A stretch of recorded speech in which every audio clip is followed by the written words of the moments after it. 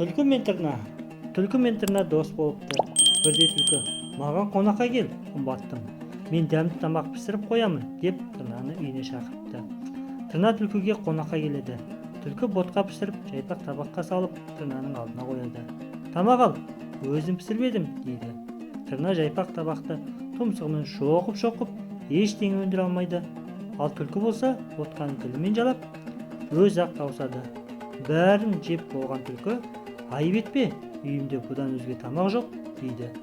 Тырна: "Осыған да рахмет, енді сен маған қонаққа кел", дейді. Келесі күні түлкі тырнаның үйіне келеді.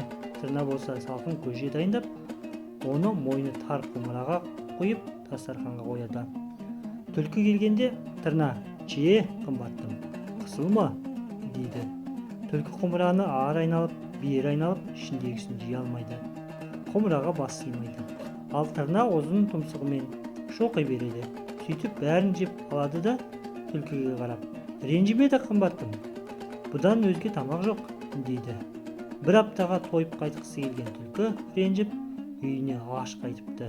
"Не ексең, соны орасың" деген осы екен.